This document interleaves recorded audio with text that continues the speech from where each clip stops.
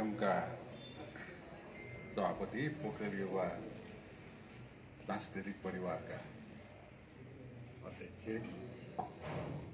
भाइ मोती भुजेल, मेरा अनन्य मित्र साहित्यकार पत्रकार मध्यविनोद प्रतीकज्यू, भाइ सञ्जीव पौडेलज्यू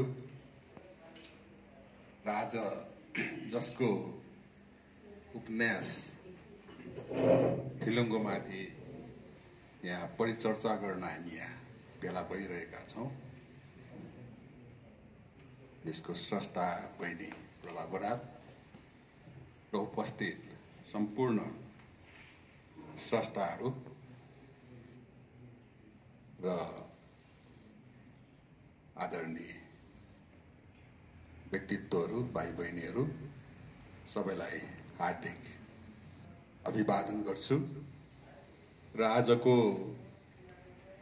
यति महत्त्वपूर्ण कार्यक्रममा पोखरेल युवा सांस्कृतिक परिवारले मलाई यहाँ आतिथ्य ग्रहण गर्ने अवसर दिएको छ।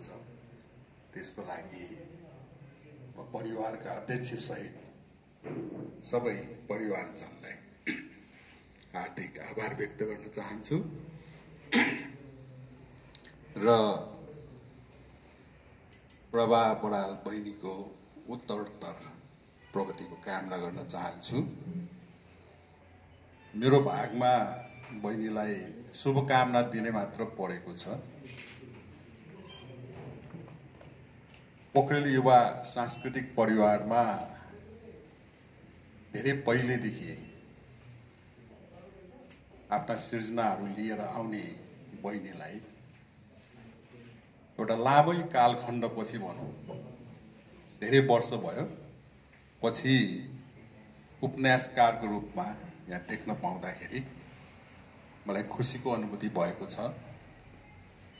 त्यसैले म उनको उत्तरोत्तर प्रगतिको कामना गर्छु। जहाँसम्म उपन्यासको कुरा छ, यो उपन्यासको कुरा भन्नुभन्दा पहिले यो पोखरामा, यो अहिले पनि पोखरा बढी कवितामय नै छ। आख्यानमय भन्दा बढी यहाँ धेरै कविताका कार्यक्रमहरू भइरहन्छन्, गीत गजलका कार्यक्रमहरू भइरहन्छन् र यो आख्यान जुन अहिले विश्वव्यापी रूपमा अत्यन्त चर्चित साहित्यिक विधाको रूपमा स्थापित भएको छ र नेपाली साहित्यमा पनि एउटा अत्यन्त चर्चित लोकप्रिय विधाको रूपमा धेरैभन्दा धेरै पाठकहरूले पढ्ने विधाको रूपमा स्थापित भइरहेको छ। यो विधामा काम गर्नेहरू, सृजना गर्नेहरूको संख्या तुलनात्मक रूपले अहिले पनि धेरै कम छ, देशभरि नै कम छ र त्यसमा पनि पोखरामा त अझ धेरै नै कम देखिन्छ। त्यसको एउटा महत्त्वपूर्ण कारण त मलाई के लाग्छ भने यो आख्यान लेखन र विशेष गरेर उपन्यास लेखन गर्नु एउटा अत्यन्त चुनौतीपूर्ण कार्य पनि हो। लामो एउटा धैर्य र चुनौती आख्यानले माग गर्ने गर्छ।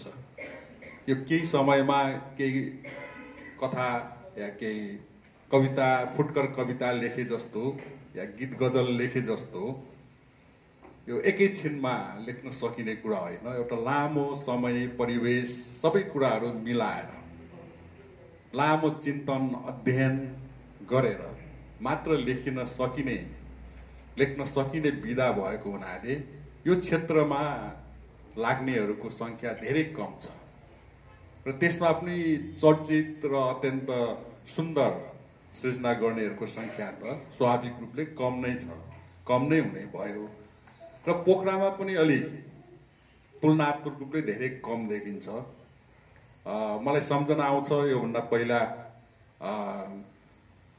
उषा शेरचनको पहिला भट्टचन पोखराकै चेलीको कुरा आयो। यहाँ प्रभा बराल पोखराकै चेली भएको हुनाले उषा शेरचन अहिले उषा शेरचनको रूपमा देशमा नेपाली साहित्यमा चर्चित हुनुहुन्छ पहिले भट्टचन। उहाँको एउटा उपन्यास प्रकाशित भएको मलाई सम्झना छ। केही वर्ष अगाडि सरस्वती प्रतीक्षाको उपन्यास नथिया को प्रकाशन भयो। अहिले प्रभा बरालको फिलुङ्गो आएको छ। पोखरेल चेलीहरूको उपन्यासकारिताको म चर्चा गर्दैछु र नथियाको पनि यो मदन पुरस्कारमा सर्ट लिस्टेड भएको थियो र बहिनीको यो फिलुङ्गो पनि सर्ट लिस्टेड भएको थियो। त्यसले पनि हामीलाई एक प्रकारको गौरवको अनुभूति भएको छ। त्यसले अब हाम्रा चेलीहरूले सर्ट लिस्टेड त धेरैपल्ट भइसकेका छन्। अब मदन पुरस्कार नै जित्ने दिन नजिक आएको मैले महसुस गरिरहेको छु र चेलीहरू मात्र होइन, यहाँ धेरै प्रतिभाशाली भाइहरू हुनुहुन्छ। आख्यान क्षेत्रमा अहिले बिस्तारै लागिरहेका धेरै प्रतिभाशाली भाइहरू पनि हुनुहुन्छ र यो आख्यानलाई, पोखरेली आख्यानलाई अब यो कविता सँगसँगै कविता छोड्नुपर्छ भन्ने मेरो नियत पटक्कै होइन। म आफै पनि कवितामा लाग्ने व्यक्ति भएको हुनाले कविता एउटा सर्वप्रिय विधा हो सबैको। त्यसैले सृजनाको एउटा सुन्दर विधा हो, त्यसलाई छोड्नु आवश्यक छैन। तर साथसाथै यो आख्यान क्षेत्रको विकासमा पनि, आख्यान लेखनमा पनि, आख्यान सृजनामा पनि यो साधना गर्नुपर्ने अहिलेको समय हो। अहिले एउटा विश्व परिवेशले आख्यान जुन एउटा शक्तिशाली साहित्यिक माध्यमको रूपमा स्थापित भएको छ, त्यसलाई दृष्टिगत गरेर आजका स्रष्टाहरूले आख्यानमा ध्यान दिनु जरुरी छ भन्ने मलाई महसुस भएको छ र यसमा हाम्रा भाइ बहिनीहरूलाई म अनुरोध गर्न चाहन्छु कि यो आख्यान क्षेत्रलाई पनि एउटा गम्भीरतापूर्वक लिएर अध्ययन गर्ने मात्र होइन, एउटा लेखन गर्ने विधाको रूपमा पनि तपाईँहरूले लिन सक्नुभयो भने पोखरेली आख्यान वाङ्मयको विकासमा एउटा महत्त्वपूर्ण कार्य हुनेछ भन्ने मैले विश्वास लिएको छु। र अब यो फिलुङ्गोको चर्चा त यहाँ विशद रूपले भइसकेको छ। यसभित्रको कथाका कुराहरू यो कहिलेकाहीँ मलाई के लाग्छ भने यो साहित्यमा अघि सञ्जीव भाइले भाषिक त्रुटिहरूका कुराहरू, बेमेलका कुराहरू गर्नुभएको थियो। यो समालोचकहरूले पनि कहिलेकाहीँ बेमेलको कुरा गरे जस्तो लाग्छ कि भाइलाई भने चाहिँ होइन है। यो हाम्रो प्रायः जस्तो यस्तो कार्यक्रममा मात्र होइन, लेख्दाखेरि पनि समीक्षा चिरफार गर्ने भन्छ कि त्यो चिरफार गर्ने भन्ने शब्द के सही रूपमा प्रयोग भइरहेको छ? चिरफार त रोग लागेपछि गर्ने हो। डाक्टरले उपन्यासलाई रोग लागेको छ र अझ योभन्दा भयानक एउटा शब्द छ के पोस्टमार्टम गर्ने भन्छ। कृतिको सब परीक्षा गर्ने। अब कृति के अब मुर्दाहरू सब परीक्षा गर्नलाई तपाईहरूलाई कतिको सम्झना छ? धेरै वर्षका सायद 40कै दशकमा जस्तो लाग्छ। म त्यस बेला कीर्तिपुर क्याम्पसमा विद्यार्थी थिएँ है। त्यस बेला यो एकजना सायद बद्रीजीलाई नाम थाहा छ कि मैले बिर्सेँ। अब यो उमेर गएपछि यो नाम बिर्सिने चलन चाहिँ चलिहाल्दो रहेछ कि।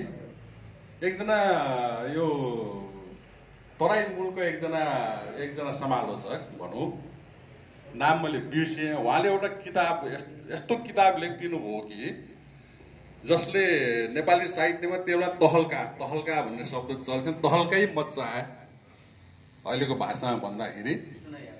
यो होइन, यो किताबको नाम के थियो भने तेस्रो आयामको सब परीक्षा। तपाईँले सायद नाम सुन्नुभएको होला। तेस्रो आयामको सब परीक्षा भन्ने एउटा सानो पुस्तिका जस्तो। अनि ईश्वर, विशेष गरेर ईश्वर बल्लभ दाई है, अब हाम्रा अत्यन्त आदरणीय चर्चित त्यस बेलाका अत्यन्त स्थापित कवि होइन, आगोका फुलहरू हुन्, आगोका फुलहरू होइनन् भन्ने उहाँको प्रतिनिधि कविता सङ्ग्रह जसले मदन पुरस्कार त्यस बेलामा पाएको थियो। उहाँको कवितामाथि केन्द्रित गरेर अनि उहाँले त्यो सम्पूर्ण कृतिलाई चाहिँ एक प्रकारले त्यो अङ्ग्रेजी साहित्यका एकजना महान कवि टी.एस. इलियटको कविताको हुबहु अनुवाद गरेर नेपालीमा रूपान्तर गरेर लेखेको भनेर आरोप लगाएर पुरै आरोप सहित जसरी हाम्रो कवि शिरोमणि लेखनाथ पौडेलको पछि धेरै पछि एकजना इतिहासकारले चाहिँ अब यो पिञ्जराको सुगालाई चोरी गरेको भनेर आरोप लगाइदिए नि, तपाईहरुले पढ्नुभयो कि भएन? पिञ्जरबद्ध किर भन्ने एउटा हिन्दीका एकजना राष्ट्रकवि मैथिली शरण गुप्ताको हुबहु चोरेको हो भनेर आरोप लगाइदिए। कहिलेकाहीँ समालोचना गर्नेहरूले बडा भयानक किसिमको प्रहार गर्छन् कि त्यसलाई मान्छेहरूले स्वीकार गरेनन्, त्यो आफ्नो ठाउँमा छ। र त्यसबेला ईश्वर बल्लभको यो एउटा मूर्ति भत्काउने एउटा प्रयत्न चाहिँ त्यो बेला भएको थियो। टी.एस. इलियटद्वारा निश्चित रूपले हैन प्रभावित हुनुहुन्थ्यो। अब हामी पनि प्रभावित छौँ, सबै दुनियाँ प्रभावित छ हैन। तर एउटा त्यस्ता स्थापित कविलाई सम्पूर्ण रूपले एउटा अब उनको सम्पूर्ण प्रतिष्ठालाई भत्काउन चाहने त्यो एउटा दुष्प्रयास त्यो बेलामा भएको थियो कि सब परीक्षा भन्ने त्यो शब्द त्यो बेलामा एकदम चर्चित भएको थियो र त्यसपछि पनि त्यसकै प्रभावले होला भन्छु। अहिलेसम्म पनि कतिपयहरूले चाहिँ सब परीक्षा गर्ने भन्छन् कि, तर बुझ्नुपर्ने कुरा हामी स्रष्टाले के हो भने सृजना भनेको एउटा जीवन्त कृति हो, जीवन हो सृजना भनेको, त्यो सब होइन। त्यसैले त्यसको सब परीक्षा हुँदैन। त्यसबारेमा विशद रूपले चर्चा परिचर्चाहरू हुन सक्छन्, डिस्कसनहरू हुन सक्छन्, अन्तर्क्रियाहरू हुन सक्छन्।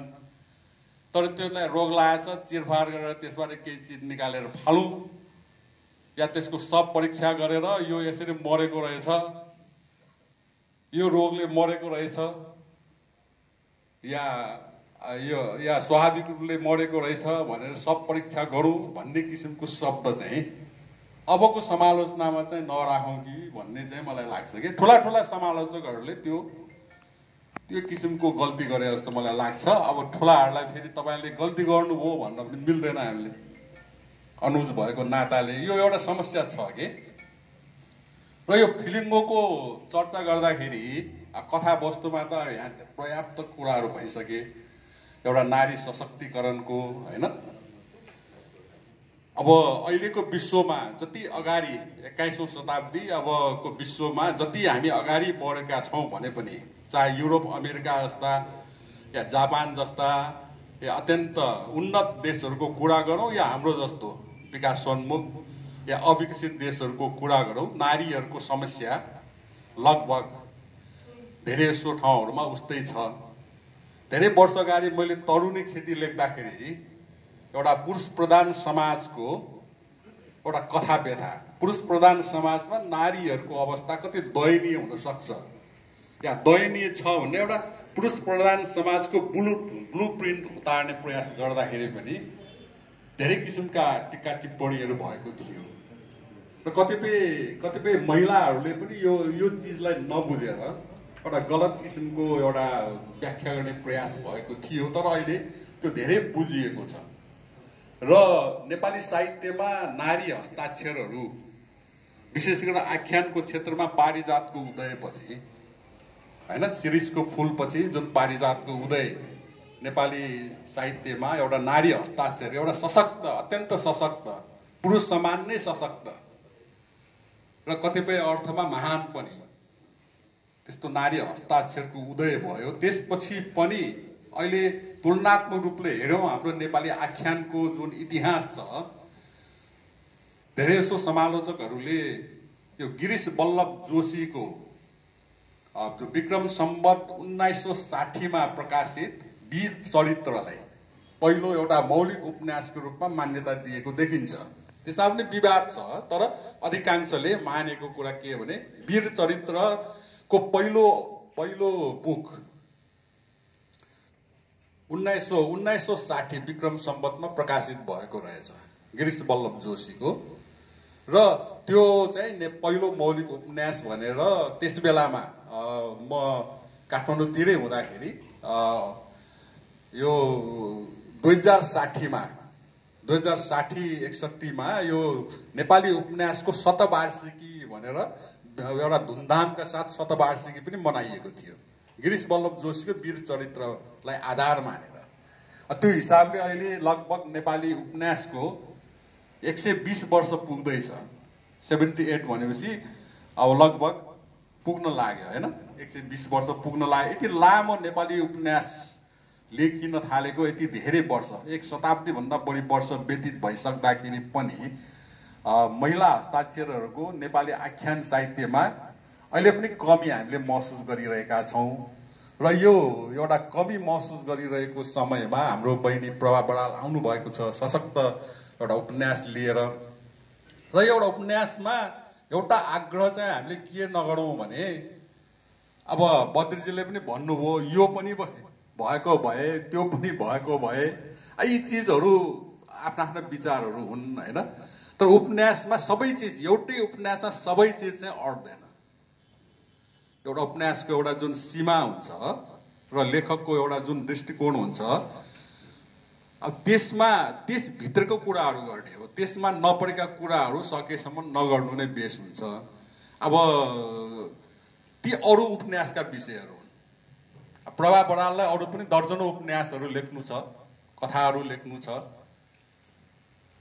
अब ती विषयहरू, अब ती कुराहरू आउँछन्। र उपन्यास अहिलेको समयमा वास्तवमा कथा महत्त्वपूर्ण कुरा होइन। कथा त हामी सबैलाई थाहा छ, स्वस्थानी पनि कथै हो र अहिले हामीले पढिरहेका उपन्यासहरू पनि कथाहरू नै हुन्। हामीले महाभारत र रामायणको कुरा गर्यौं भने त्यो पनि कथाकै रूपमा हामी पढ्छौं, आख्यानकै रूपमा पढिरहेका छौं। कविताको रूपमा त हामी त्यसको मूल कविता त हामीले थोरैले मात्र पढेका होला। त आख्यानको शक्ति भनेको त्यो हो। आख्यान छ त्यसैले रामायण र महाभारत हामीलाई अहिले पनि स्मरणीय लाग्छ। आख्यान छ त्यसैले अब युरोपमा जन्मेका कयौं अब महाकाव्यहरू, होमरका इलियड ओडिसीहरू, हामीले त्यसको आख्यानलाई सम्झिरहेका छौं। आख्यानले गर्दाखेरि कविता पनि त्यसरी जीवन्त बनिरहेको छ। र कतिपय आख्यानहरू कवितात्मक शक्तिले पनि जीवन्त बनिरहेका हुन्छन्। त्यसले यो दुवैतिर कविताले पनि आख्यानलाई सहयोग गरिरहेको छ, आख्यानले पनि कवितालाई सहयोग गरिरहेको छ। तर यो आख्यानको सन्दर्भमा कुरा गर्दाखेरि हामीले के सम्झनु पर्छ भने, अहिलेको समयमा हजारौं वर्षदेखि आख्यान त लेखिँदै आयो। कविताको रूपमा लेखियो पहिला, ठुला ठुला महाकाव्य, महाकाव्यात्मक युगमा महाकाव्यहरू लेखिए, काव्यहरू लेखिए, मुनावदन जस्ता काव्यहरू नेपाली साहित्यमा लेखिए, कथाहरू लेखिए कविताको माध्यमबाट। र अहिले विशुद्ध गद्यमा आख्यानहरू, उपन्यासहरू लेख्ने एउटा प्रचलन तीव्र रूपले, विश्वव्यापी रूपले बढिरहेको छ। र यो समयमा कथा लेख्नु महत्त्वपूर्ण होइन, तर कथालाई कसरी प्रस्तुत गर्नु भन्ने कुरा सबभन्दा महत्त्वपूर्ण कुरा हो। र त्यो कथालाई यसरी प्रस्तुत गरौं कि त्यसले अहिलेको एउटा समकालीन विश्वलाई केही नयाँ एउटा दृष्टि दिन सकोस्, कुनै एउटा नयाँ विचार दिन सकोस् र आख्यान लेखनको परम्परामा केही एउटा नयाँपन थप्न सकोस् भन्ने कुरा सबभन्दा महत्त्वपूर्ण हुन्छ। र यो क्षेत्रमा हामी सबै आख्यानकारहरूले सोच्नुपर्ने समय हो जस्तो मलाई लाग्छ। र मलाई खुसी लाग्छ कि हाम्रा बहिनीहरू पनि आख्यानको क्षेत्रमा यसरी शक्तिपूर्वक आइराख्नु भएको छ। त्यसले अब बहिनीहरूबाट भविष्यमा अरू राम्रा यस्ता आख्यानका कृतिहरू आउँदै जानेछन् र नेपाली आख्यान साहित्यको भण्डारमा यहाँहरूको एउटा बलियो उपस्थिति सुनिश्चित हुँदै जानेछ भन्ने हार्दिक कामना गर्दै, फेरि एकपल्ट धेरै धेरै शुभकामना व्यक्त गर्दै म आफ्ना केही शब्दहरू यही टुङ्ग्याउँछु। धन्यवाद।